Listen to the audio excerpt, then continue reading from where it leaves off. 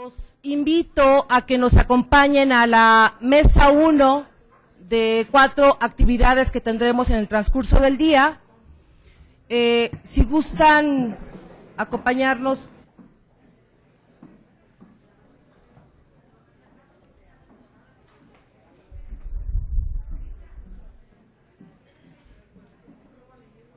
Ya los rescaté. Bueno, la mesa 1 se denomina Violencia Política de Género, una agenda pendiente. Tenemos el gusto de contar con la senadora Mariana Gómez del Campo Gurza, con la diputada federal Ruth Zabaleta Salgado, con la diputada de la Asamblea Legislativa Miriam Saldaña Chaires.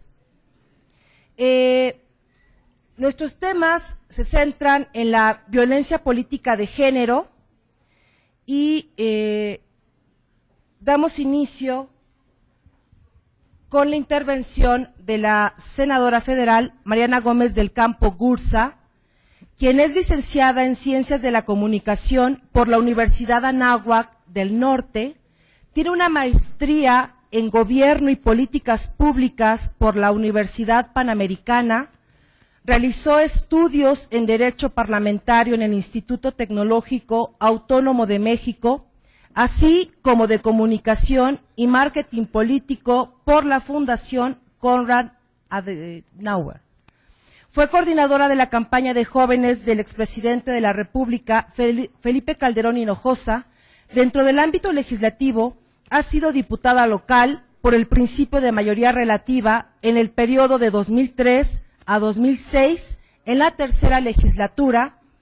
En 2007 se convirtió en la primera mujer presidenta del Partido Acción Nacional en el Distrito Federal, cargo que desempeñó durante 3 años. De 2009 a 2012, en la quinta legislatura, ejerció el cargo de diputada local y coordinadora del grupo parlamentario del Partido Acción Nacional en la Asamblea Legislativa del Distrito Federal.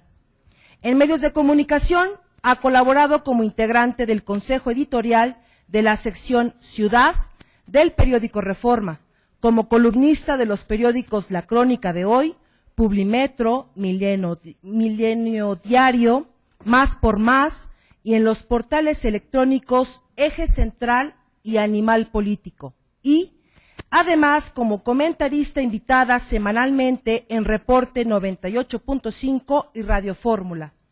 Actualmente es senadora de la República para el periodo 2012-2018, presidenta de la Comisión de Relaciones Exteriores, América Latina y el Caribe, secretaria de la Comisión del Distrito Federal, así como la Comisión Especial para el Desarrollo Metropolitano e integrante de las Comisiones de Cultura, Derechos Humanos y Movilidad. Además del Comité de Fomento a la Lectura, fue nombrada vicepresidenta ante el Parlamento Latinoamericano. Senadora, muchas gracias por acompañarnos.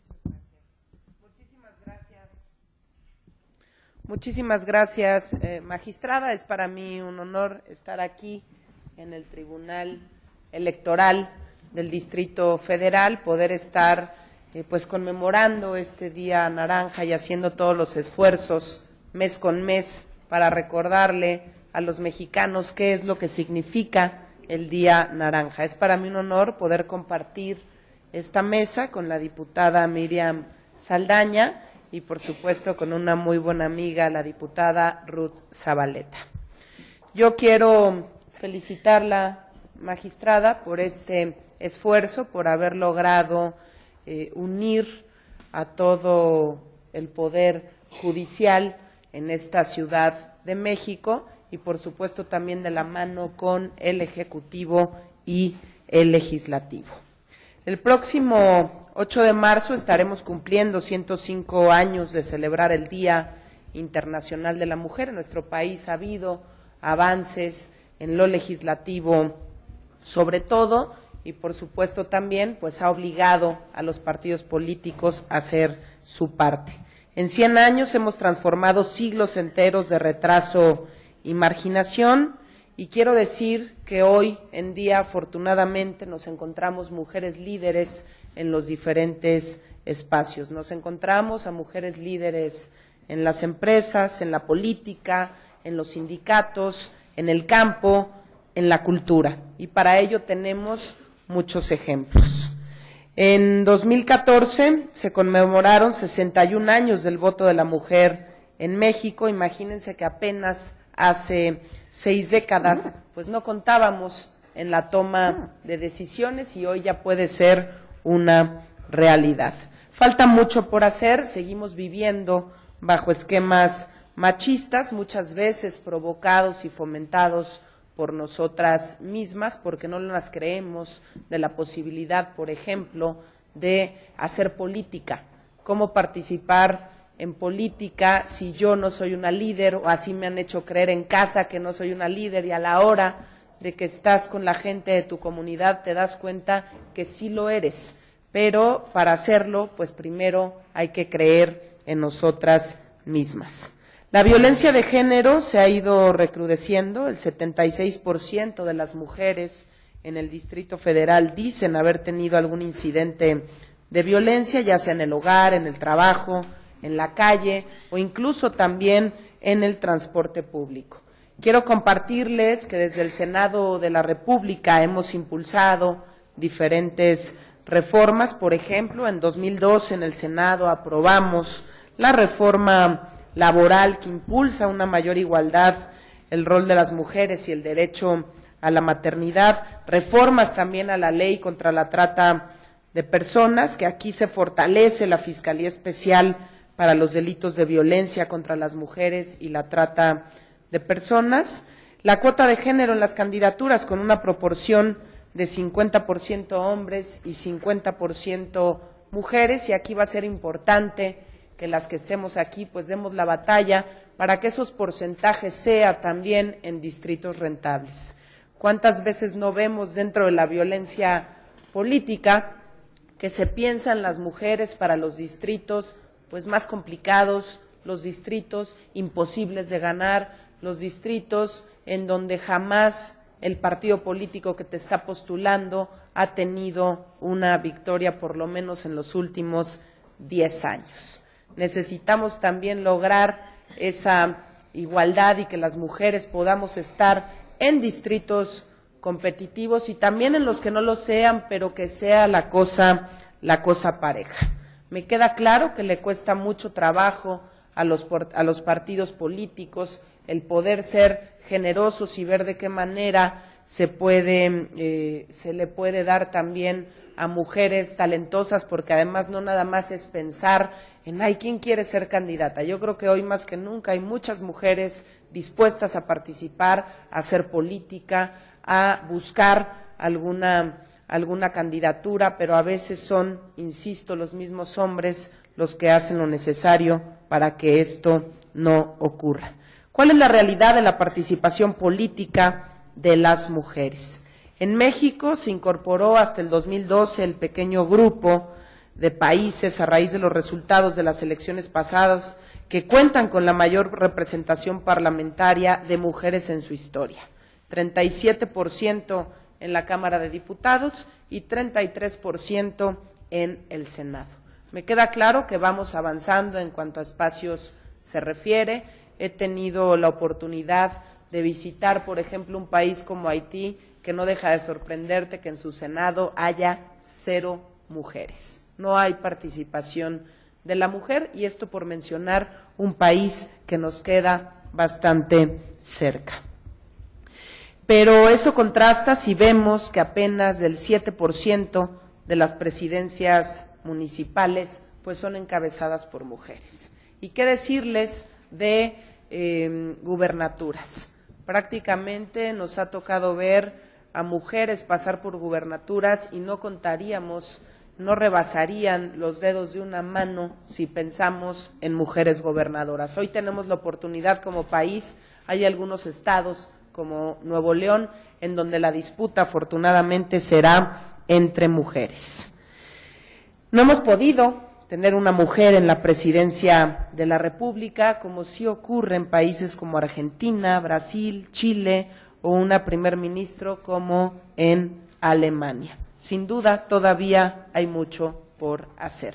Y quiero compartirles acciones que impulsamos desde el Senado de la República para combatir el acoso laboral, mejor conocido a nivel mundial como mobbing.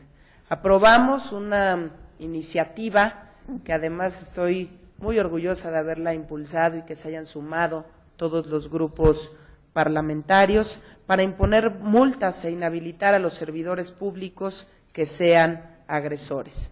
Es un problema el tema del acoso laboral y esto puede ir un poquito también de la mano con la violencia política, porque no nada más la violencia política se da entre políticos, la violencia política se da en las empresas, porque uno, o en las instituciones de gobierno, porque uno todo el tiempo está tratando de hacer política, está tratando de convivir sanamente, está tratando de tener el mejor clima laboral posible, y el avance que tuvimos en cuanto a legislación se refiere es la posibilidad de imponer multas e inhabilitar a los servidores públicos que sean agresores. 7 de cada 10 víctimas de acoso laboral o mobbing son mujeres. Ojo, no es lo mismo hablar de acoso laboral que hablar de acoso sexual. El acoso laboral implica desde agresiones físicas o psicológicas por el simple hecho de que un superior quiere demostrar autoridad, o porque no le caes bien a tus compañeros, o por celos profesionales, por envidias, y también puede ser consecuencia del acoso sexual. Muchas veces cuando una mujer no accede, pues lo que queda es ver de qué manera le puedes hacer la vida de cuadritos hasta que termina renunciando. No necesariamente involucra violencia física, puede ser verbal o a través de actos ofensivos y tratos humillantes.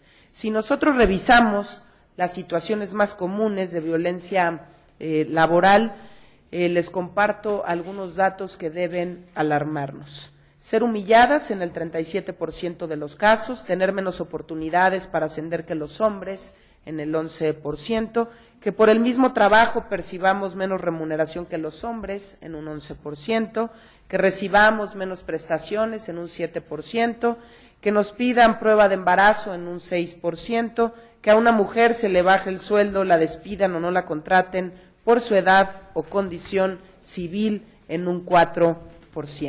Estos son algunos de los casos, por eso era pues muy importante legislar al respecto y hacer lo necesario para sensibilizar a la población de lo que significa el acoso laboral, y a veces uno mismo está viviendo acoso laboral y no necesariamente sabía que eso era acoso laboral.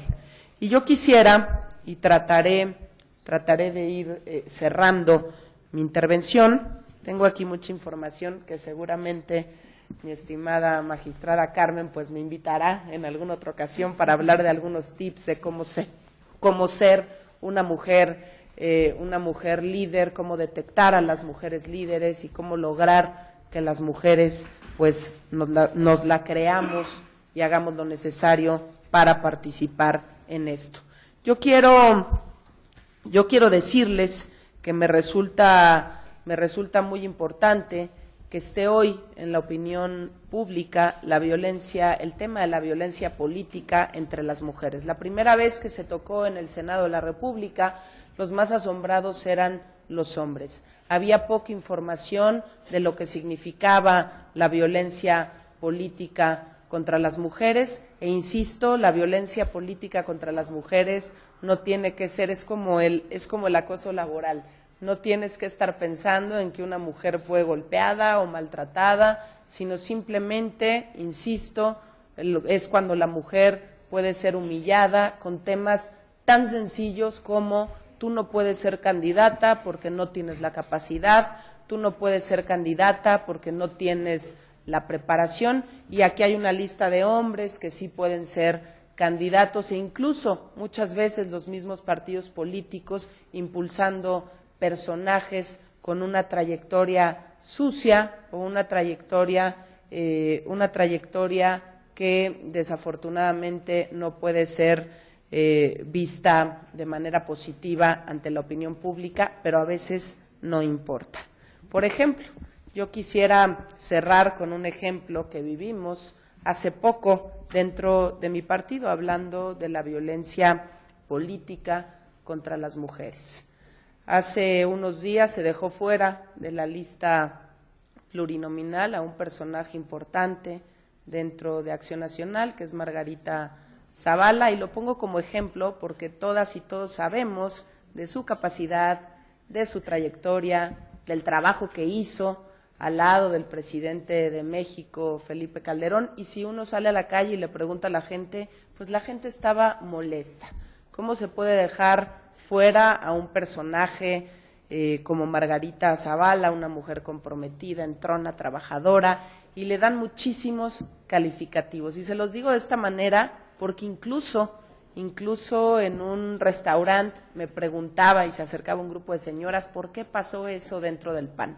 Yo este tipo de actos sí los puedo visualizar como violencia política, muchas veces sin este término de violencia política, yo diría rudeza innecesaria. Y esto ocurre dentro de todos los partidos políticos, desafortunadamente, que a veces no vemos las mujeres tan fuertes, las mujeres tan talentosas, y recordar también, si uno revisa los estudios de opinión, la gente hoy en día, y no tengo nada en contra de los hombres, ojo, ni tampoco he estado durante mi vida parlamentaria dentro de las comisiones de género, si ustedes revisan hoy en día con la desconfianza que se le tiene a las instituciones y a los políticos, hoy en día el ciudadano prefiere votar por mujeres.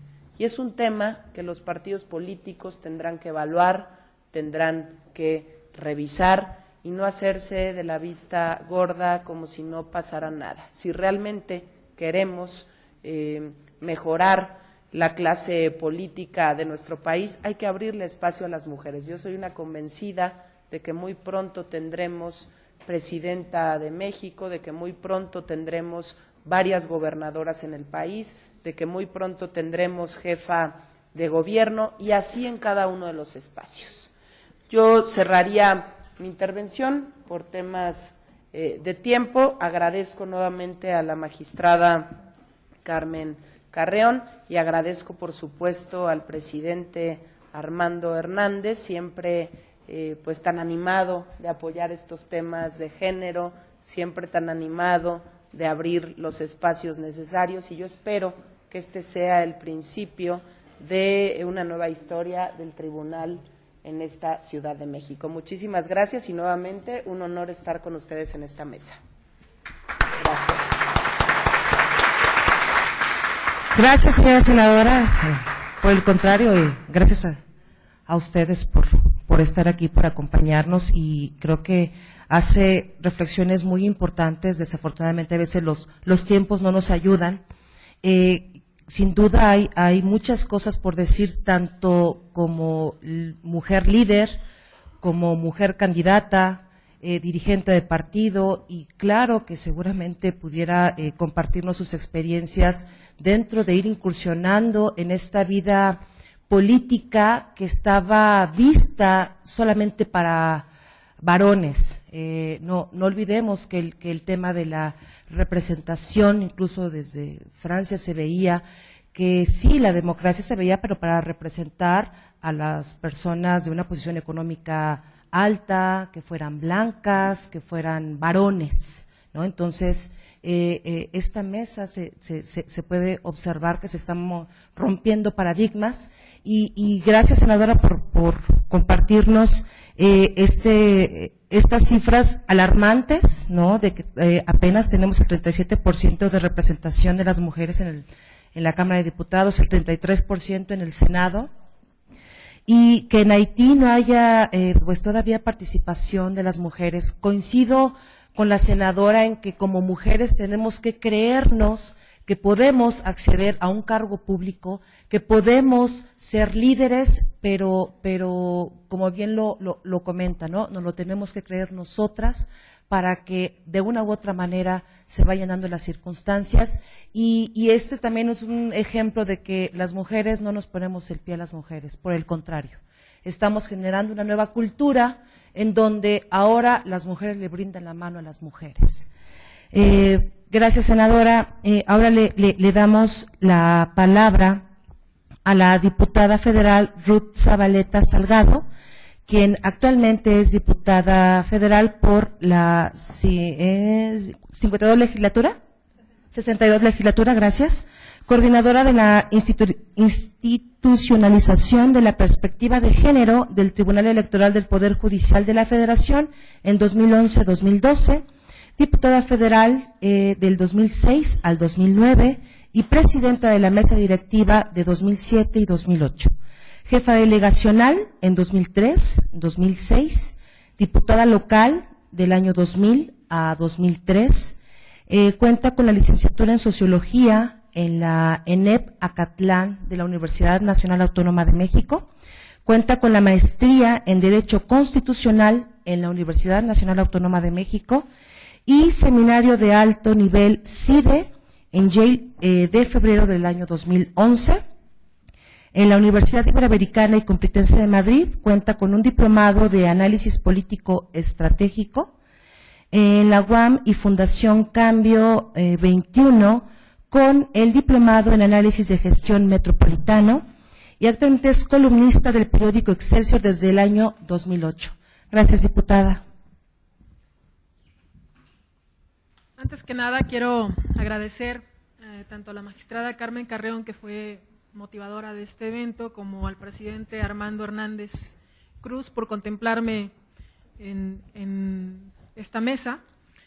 Y agradezco muchísimo la presencia de la senadora Mariana, con quien tengo una amistad desde hace muchos años y a quien respeto y admiro, una persona joven que ha construido partido. A la diputada Mariana, que es una persona inteligente en la Asamblea Legislativa, Miriam, que ha presentado diferentes iniciativas referentes a la cuestión de los derechos humanos y todo lo referente a la democracia. Dicho lo siguiente, voy a diferir de lo que expusieron la mayoría de los ponentes al principio cuando se inauguró el evento, no porque esté en contra de lo que dijeron, sino por lo que ha ido pasando con respecto al tema de género. Quiero aclararles que cuando fui presidenta de la Cámara, todavía expuse en un evento donde se enojaron mucho a algunas compañeras feministas porque yo estaba en contra de las cuotas de género. Sin embargo, durante el transcurso del estudio de este tema en particular, me dediqué a estudiar el tema, me he encontrado con una transformación de ver el problema de la igualdad de género y he tratado de trasladarlo a un análisis más de índole de justicia y constitucional, por la formación que tuve en la maestría, que un análisis social, y ahorita voy a explicarlo por qué. O sea, he tratado de ir construyendo un discurso que enfoque la cuestión, la problemática de la igualdad de género, no desde el punto de vista jurídico, que ese ya lo hemos prácticamente cubierto en México, sino lo que sucede después de eso. Cuando Amartya Sen escribió su teoría sobre la justicia, afirmó que la democracia no consiste únicamente en disponer de una perfecta estructura institucional, sino también de los patrones reales de conducta y del funcionamiento de las interacciones políticas y sociales. Además, concluía que el desempeño económico, la oportunidad social, la voz política y el razonamiento público están profundamente interrelacionados entre sí. En el transcurso de la exposición voy a explicar estos 4 elementos. En nuestro país, durante los últimos 20 años, como consecuencia del desarrollo de la democracia, se han realizado diversos cambios constitucionales y se han emitido nuevos ordenamientos respecto a los derechos humanos y sus garantías. Dentro de esta transformación, se podría decir que el tema de igualdad de género tiene un lugar relevante y se ha construido un nuevo paradigma, porque desde hace 3 legislaturas se han realizado las siguientes acciones: cambios en la Constitución, cambios en leyes secundarias y creación de nuevas con sanciones para garantizar derechos, práctica de política transversal en los 3 ámbitos de poder, ejecutivo, legislativo y judicial, y en los niveles federal, estatal y municipal, tal y como lo han escuchado de los ponentes al principio. Programas con indicadores para medir resultados de las instituciones y los partidos políticos, incluso hay una subsecretaría en Hacienda que se dedica a darle seguimiento a esto. Presupuesto para impulsar acciones, hoy contamos con 24,000 millones de pesos aprobados en la Cámara de Diputados, no es menor, y es la primera vez que la Cámara de Diputados cuenta con ese presupuesto gracias a la integración numérica de las mujeres, que somos un 37% de mujeres. Tenemos también instituciones evaluadoras como el Instituto de la Mujer y otros órganos que se han dedicado a evaluar lo que hacen con respecto a igualdad de género. Y hoy, actualmente, en el ámbito político, tuvimos un cambio importante en la Constitución a partir del trabajo que hicieron las compañeras en el Senado, que fue el asunto de la paridad de género. Están obligados los partidos políticos a presentar paridad de género en todas sus candidaturas federales y locales en el ámbito legislativo. Solamente se han negado a esto, ya hay una armonización en todos los estados, Colima, Chiapas, Jalisco, Morelos y Guanajuato, quienes insisten en seguir sometiendo a la decisión de procesos democráticos esta integración de listas. Si nosotros nos hacemos una revisión respecto a esto, ¿qué es lo que pasa entonces con los resultados? ¿Por qué no hemos logrado tener el éxito esperado? ¿Por qué no hemos superado los niveles de desigualdad entre mujeres y hombres en el acceso al trabajo, en el ingreso salarial y en la pobreza? Y en lo político, ¿por qué no hemos logrado que las mujeres tengan un número importante de representantes en el ejercicio del quehacer público en ninguno de los 3 poderes de la nación y mucho menos en el sector privado que ni siquiera se ha discutido? Pero a la fecha, lo más preocupante, como ya escucharon ustedes, son los datos sobre violencia hacia las mujeres. Si bien es cierto que hay algunos estados que han logrado contener o disminuir los porcentajes de agresiones, hay otros, como en el Estado de México o el Distrito Federal, en donde se han incrementado. Considero que los motivos son muchos, pero el primero tiene que ver con la adversidad que existe alrededor del tema. Hablar de igualdad entre mujeres y hombres se ha vuelto un tema molesto para muchas personas, incluso para aquellos que tendrían que ser los agentes de cambio para lograrlo. Por ejemplo, en el ambiente legislativo, cuando una mujer expone de forma enfática la necesidad de lograr la igualdad de género, inmediatamente es calificada como muy intensa, de carácter fuerte o de feminista. Incluso, esta última palabra se ha vuelto tan impopular que usada como sustantivo o adjetivo resulta una ofensa y sinónimo de antihombre, como lo dice Emma Watson en el discurso ante la ONU. Sí saben que Emma Watson es una promotora de la igualdad en un lenguaje nuevo que tiene que ver con las nuevas masculinidades. En segundo lugar, el tema tiene que vincularse como un problema de justicia dentro del desarrollo de la democracia de una sociedad, es decir, la igualdad de género tiene que ser parte de ese tema de justicia. No basta tener leyes e instituciones para combatir la desigualdad de género. Necesitamos lograr la participación ciudadana, es decir, que el tema se encuentre dentro de la expectativa de la razón pública, tal y como lo menciona Amartya Sen en su teoría de la justicia. Para este pensador, la base de la justicia se sustenta en el Niti y en el Yaya, donde el Niti se refiere a la idoneidad de las instituciones, así como a la corrección del comportamiento, mientras que el Yaya se refiere a lo que surge y cómo surge, y en especial a las vidas que las personas son realmente capaces de vivir. Ahora bien, desde mi punto de vista, el asunto de la igualdad tiene que verse dentro del contexto de la justicia, porque la justicia está relacionada con lo que las personas realmente puedan vivir, es decir, las leyes y las instituciones son relevantes, pero el principal objetivo de combatir la desigualdad está dirigido a la libertad que poseen las mujeres para escoger su vida.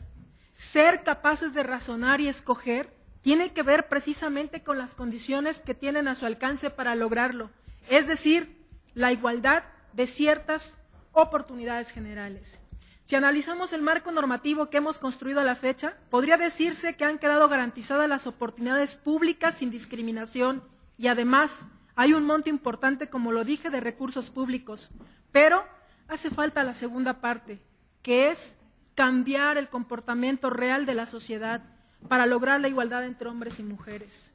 Pero esta parte es la más difícil y resulta una misión imposible si todavía no existe una aceptación social del principio de igualdad entre mujeres y hombres. Por lo tanto, no hay un cambio de comportamiento real de cada persona de conformidad a lo que es la concepción jurídica que hemos construido. Hace falta una participación diferente de los actores denominados espectadores imparciales, si lo queremos decir a modo de Adam Smith, es decir, el poder ejecutivo, el judicial, el legislativo, empresarial, religioso y, sobre todo, los medios de comunicación. Necesitamos que el espectador imparcial actúe de forma diferente para difundir la visión de igualdad de género hacia la sociedad en general, que se realicen análisis de los avances concretos a través de la evaluación comparativa y social, pasar de la autocomplacencia de aplaudir los avances normativos al reconocimiento de la urgencia de actuar en forma específica en donde haya que combatir la desigualdad de género, que se traduce en mayor violencia de diferente magnitud, falta de espacios de poder para las mujeres, menor justicia en general para el sector femenino y menos ingresos económicos y mayor dependencia de los hombres. Las instituciones que existen derivadas de la lucha por la igualdad no pueden ser solo el resultado de ello. Su tarea principal tiene que ver con convertirse en promotoras de esa igualdad. Hacer un alto en el camino y revisar las cifras de la desigualdad es, sin lugar a dudas, tarea de las instituciones en general, pero no pueden estar ajenas a la participación de los ciudadanos. Por lo tanto, es en ese contexto que se hace indispensable la evaluación desde una visión realista e incluyente.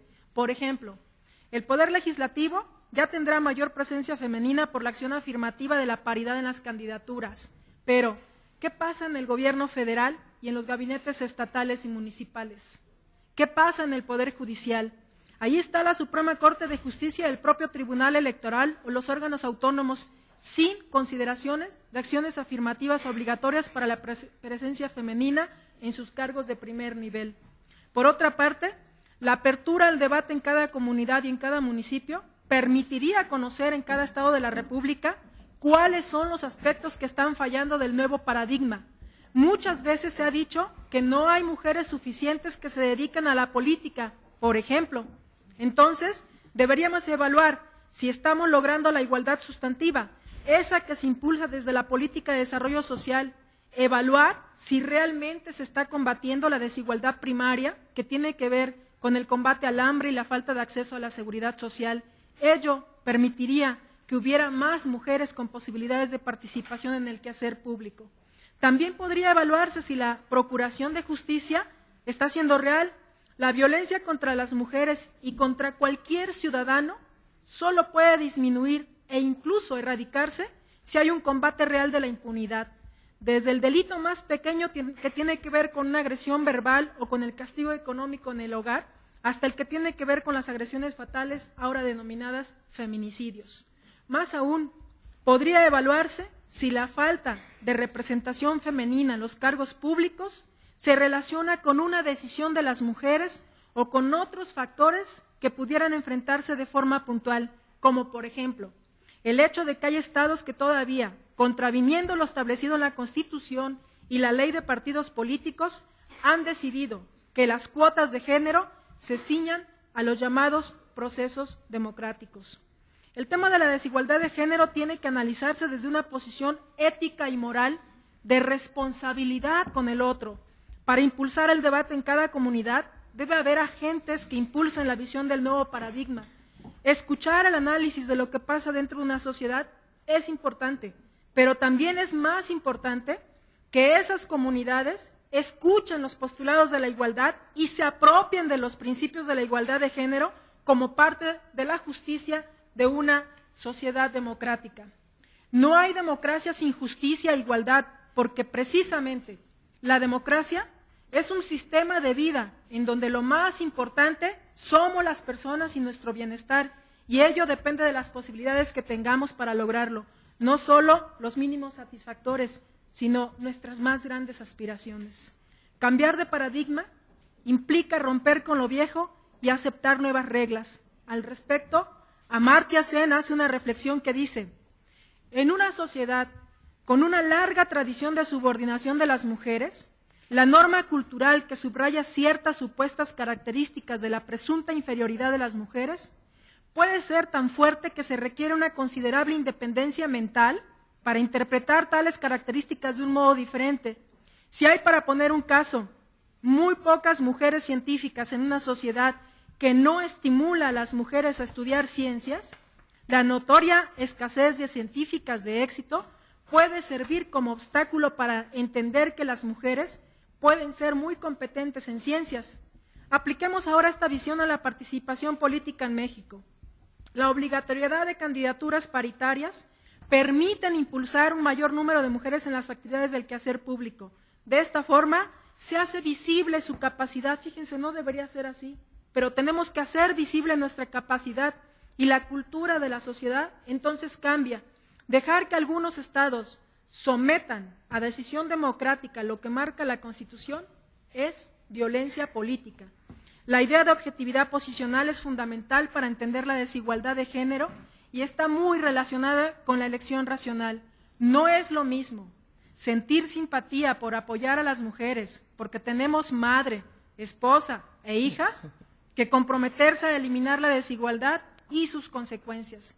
Educar desde la familia implica precisamente ese aspecto, el de la objetividad posicional. Las labores que dentro de un hogar tendrían que ser negociadas de forma explícita para ser distribuidas son aceptadas de forma implícita para evitar conflictos. Pongo un ejemplo. En un matrimonio se da por hecho que a la mujer le toca lavar, planchar y hacer la comida y al hombre traer el dinero. Es esa forma de resolver sin conflictos el papel natural de cada quien lo que ocasiona que haya una ilusión de ser justos, porque si a nivel cultural las mujeres tienen asignadas unas actividades dentro del hogar, entonces se sigue reproduciendo ese patrón. Otro aspecto que es importante considerar es el enfoque de la capacidad que se refiere a la información sobre las ventajas individuales en base a las oportunidades reales de vivir, es decir, la habilidad efectiva de las personas para optar por vivir diferentes tipos de vida a su alcance. ¿Las mujeres tienen esa libertad en México? En el caso de las mujeres, tiene que reconocerse que ante una sociedad con estereotipos discriminatorios, no tiene opciones. Es decir, su capacidad por optar es limitada o nula. Es aquí en donde radica el poder del espectador imparcial, es decir, abrir el debate, impulsar acciones y valerse del poder que tiene para transformar. Debe haber un compromiso público real, sin simulaciones, con el tema, porque las personas no pueden pensar, elegir y hacer sin ser influenciadas por toda la sociedad. Si las mujeres aceptan que su posición ha de ser institucionalmente inferior a la de los hombres, entonces esa visión compartida por cada mujer bajo la influencia social no es en modo alguno independiente de las condiciones sociales. Por último, es fundamental reconocer el papel que juegan otros actores en el razonamiento público y uno de ellos son los medios de comunicación. Su papel puede llegar a ser determinante para lograr una sociedad justa e igualitaria, porque una prensa libre e independiente puede no solo ser un informante, sino ser un formador de valores. La traducción que los medios tienen sobre la igualdad de género influye en las visiones que todos tengamos diariamente. Actualmente, las empresas de los medios solo ven como una obligatoriedad jurídica cumplir con el tema de igualdad de género, pero la pregunta que deben responderse para la transmisión de sus mensajes es ¿por qué deben fortalecer la igualdad?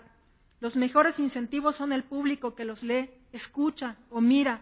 La mayor presencia de la mujer en la transformación de los medios y contenidos brinda mayor certeza a la sociedad y construye diariamente el piso donde avanzamos como país. A unos pasos tenemos un proceso electoral donde las reglas electorales aseguran una paridad en candidaturas. Tendremos opciones electorales que serán transformadoras en el ejercicio del poder.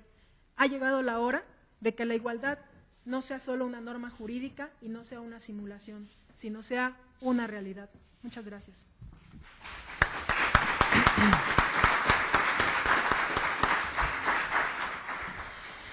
Gracias, diputada. Digo, se ve en sus palabras experiencia. No, por el contrario, creo que, como le comentaba la senadora, no, nos queda corto el tiempo para expresar tantas ideas, tanto en cuestión de vivencias, estudios, y si bien es cierto, tenemos que ir cambiando de idea. Digo, gracias por hacer hincapié en cuestiones de que hace falta la representación en el Poder Judicial y en el Poder Ejecutivo, digo, porque no basta que el legislador haga hincapié en las normas, esta paridad, esta igualdad, si no caminamos en generar políticas públicas. Es ahí donde estamos un poquito atorados, y obvio es que también tenemos que cambiar la cultura de cómo somos educadas y cómo estamos repitiendo estas conductas con respecto a las nuevas generaciones. Pero bueno, tenemos una labor, todos los poderes, como la sociedad, en la formación de las nuevas generaciones. Muchísimas gracias, diputada. La diputada Miriam Saldaña Chaires, quien es diputada por el Distrito 15 de Iztacalco y presidenta de la Comisión de Vivienda en la Asamblea Legislativa del Distrito Federal.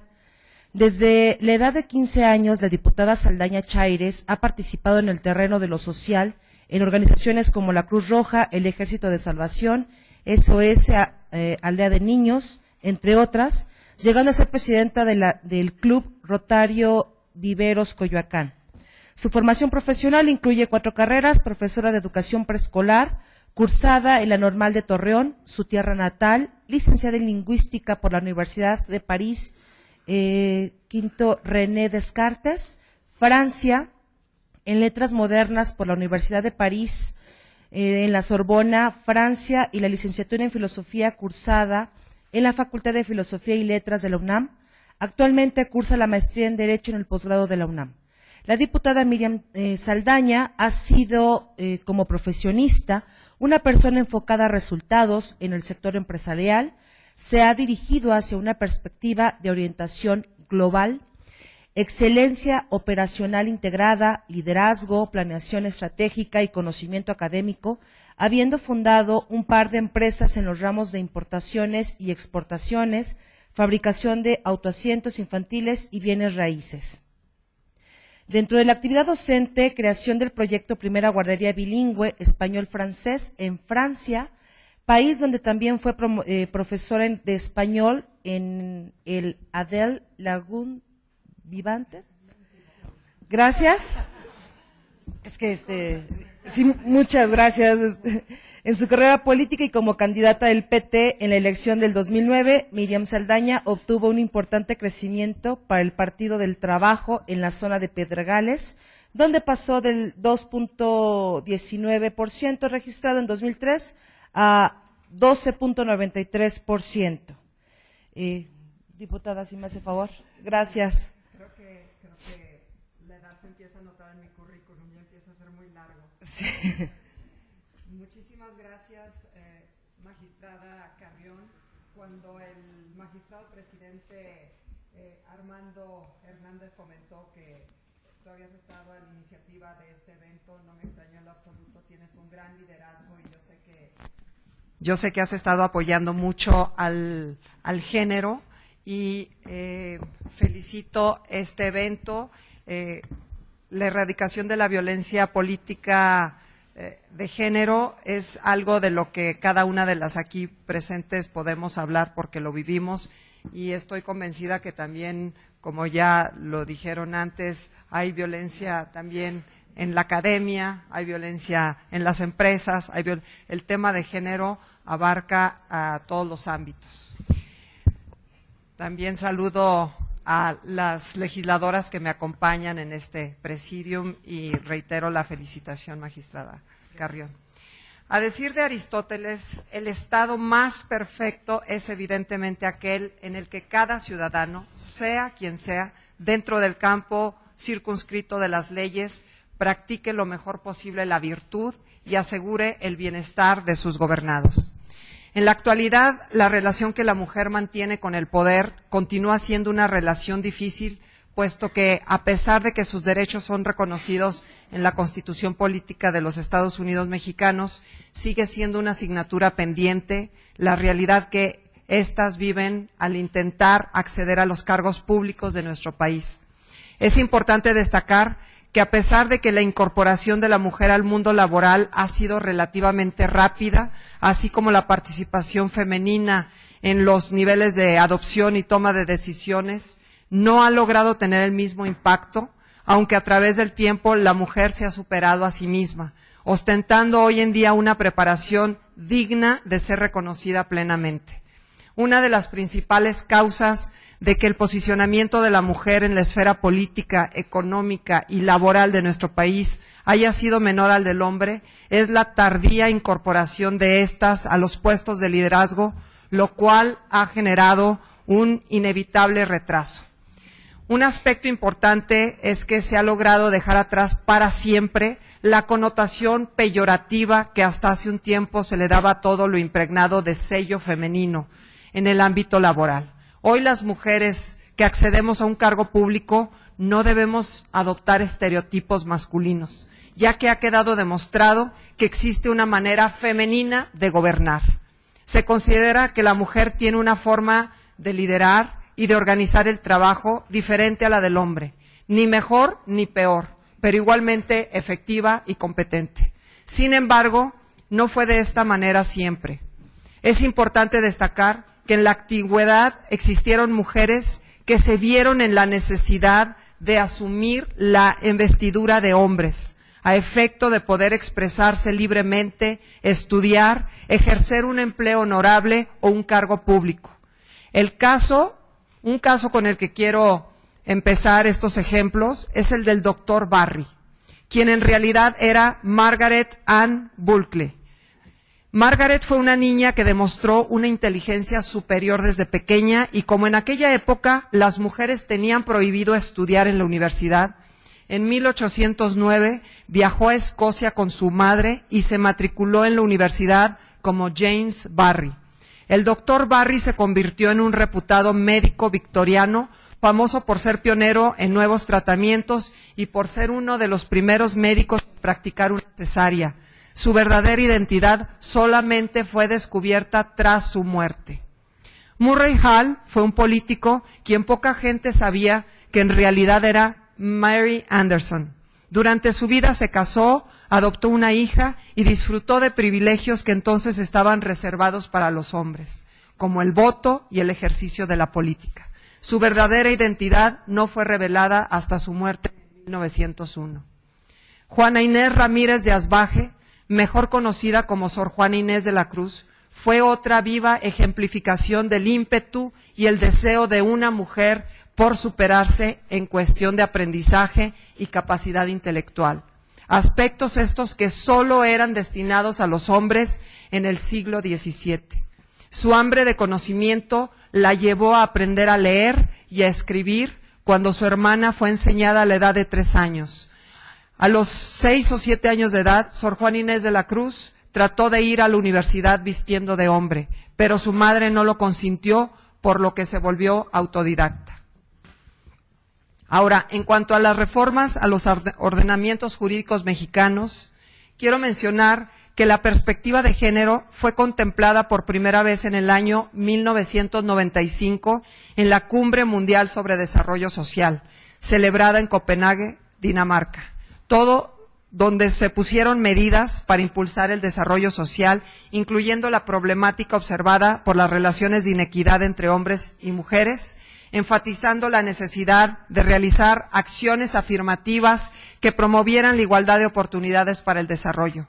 Asimismo, refiriéndonos específicamente a los derechos políticos de las mujeres, es necesario mencionar el reconocimiento de los mismos en la resolución sobre la participación de la mujer en la política, aprobada en la Asamblea General de la ONU el 19 de diciembre del 2011, donde se reconocen las importantes aportaciones realizadas por las mujeres para el establecimiento de gobiernos representativos, transparentes y responsables. Bajo esta óptica, la adopción de estrategias para la incorporación de la perspectiva de género en el marco jurídico de nuestro país obedece al impacto trascendental que tuvieron los convenios y acuerdos a nivel internacional de los que México es parte.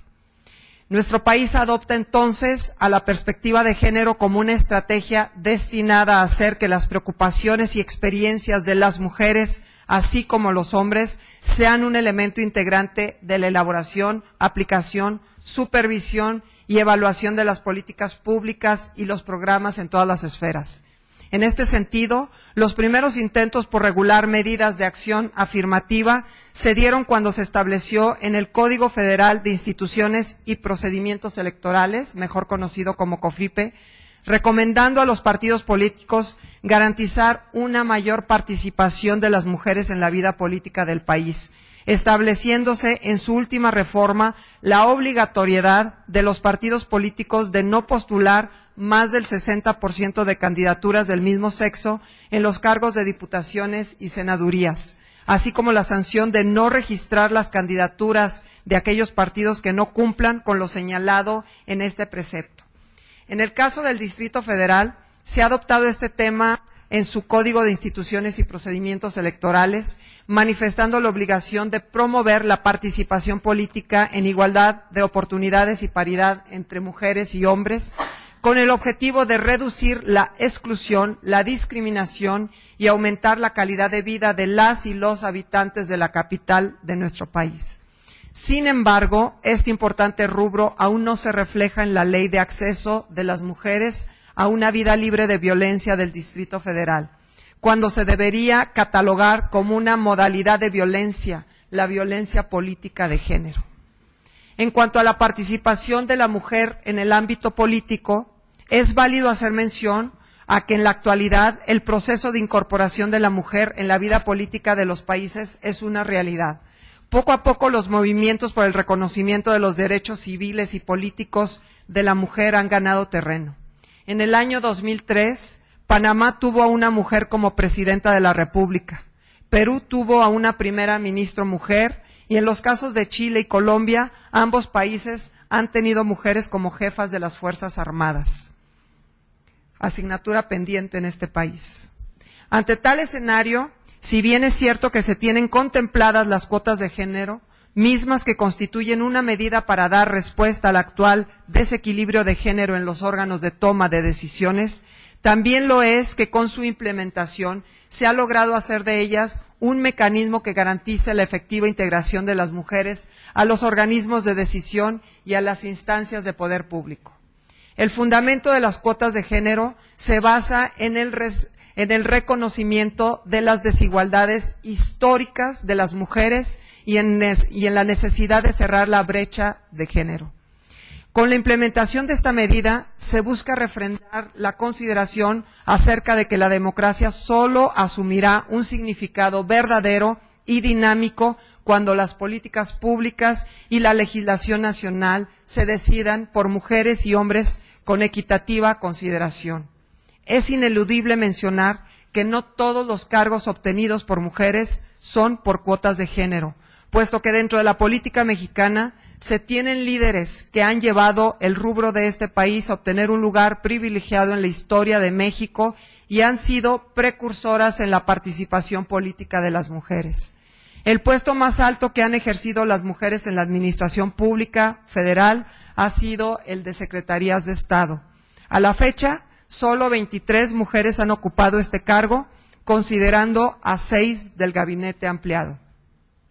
De igual forma, la presencia de diputadas a nivel federal se ha incrementado de manera sustancial, pasando de un 6% a un 28%.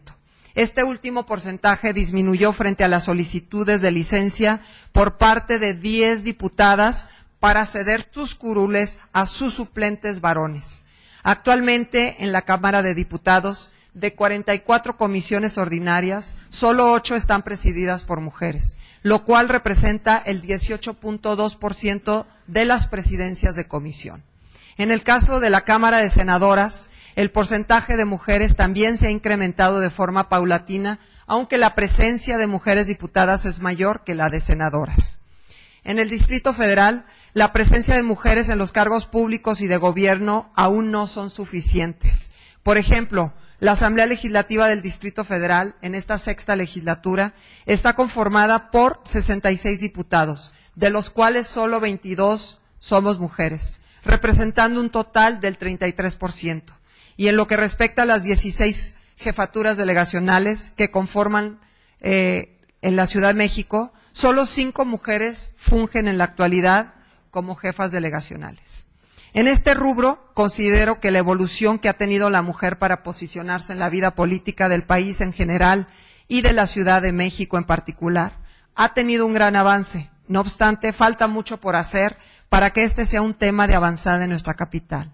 El pasado mes de junio, la Comisión de Igualdad de Género de la Asamblea Legislativa propuso realizar diversas reformas al Código de Instituciones y Procedimientos Electorales del Distrito Federal, mismas que fueron aprobadas por el Pleno.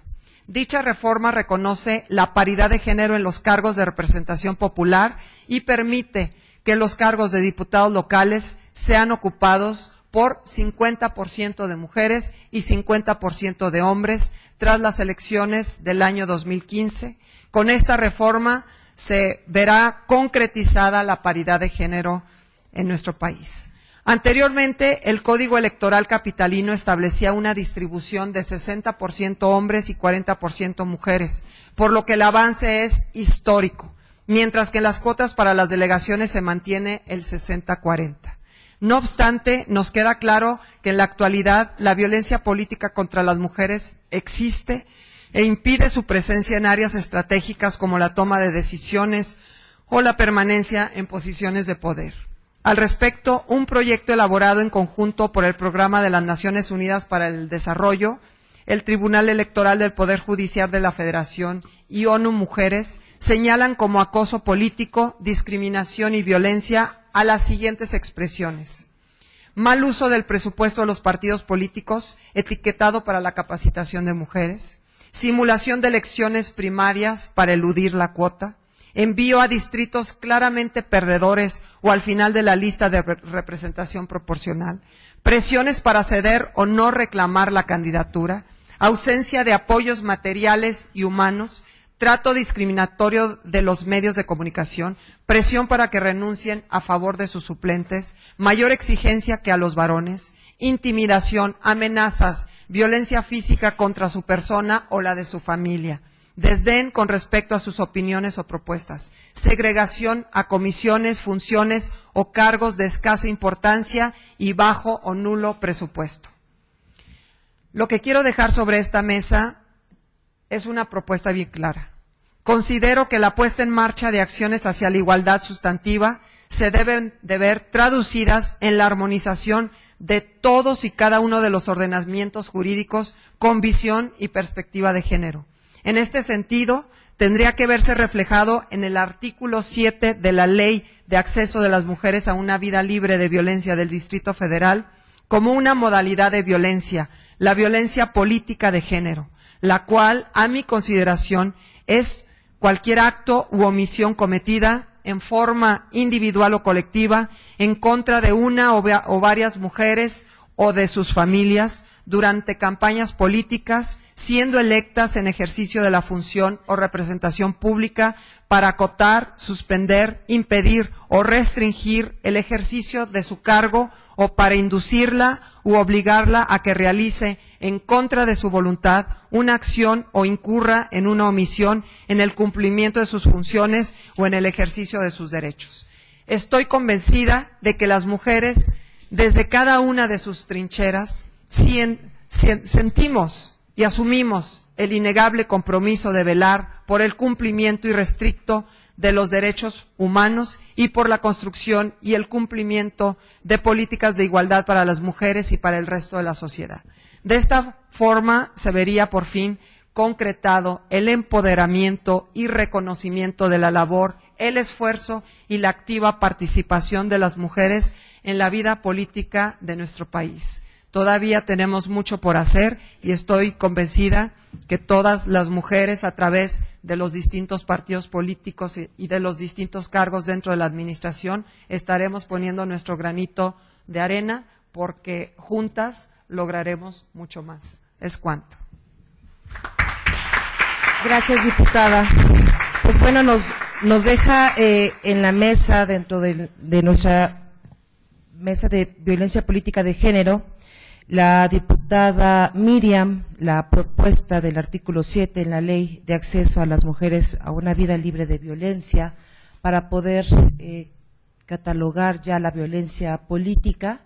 Este ejercicio que estamos ya viviendo en el proceso electoral será un ejercicio importante para ir considerando las reformas que ha sufrido nuestra Constitución desde febrero del año 2014, como ir generando un observatorio de qué es lo que queda todavía pendiente. Les agradezco enormemente a las legisladoras que nos hayan dedicado un poquito de su tiempo. Gracias, que sabemos que tienen muchas responsabilidades, tanto políticas, familiares, no dejan de ser servidoras públicas, mujeres, compañeras, amigas, y son de las cosas que tenemos que ir capitalizando nosotros como mujeres. Les agradezco muchísimo su atención. Damos paso a la mesa 2 de Juzgar con Perspectiva de Género, que es el reconocimiento que hace la MIG a las resoluciones que introducen perspectiva de género. Si nos dan, ahorita hacemos la entrega de reconocimientos a nuestras panelistas por su tiempo y conocimientos que nos compartieron. Muchas gracias.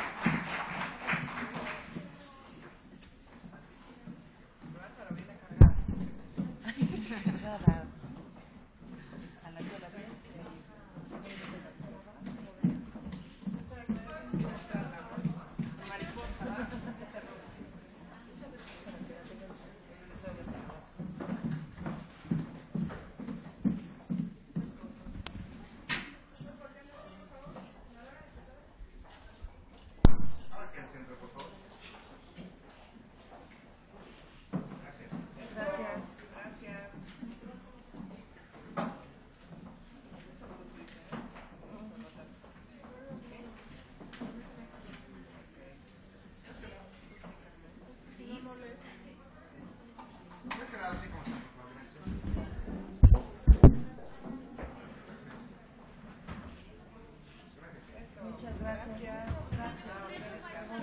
Es un pequeño, gracias. Un pequeño hermoso. El simbolismo, oye, el simbolismo es increíble. Lo que se puede hacer con el papel. Claro.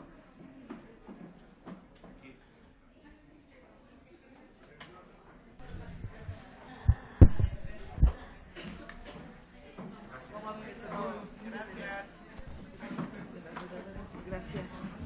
Muchas gracias. No, hombre, amiga.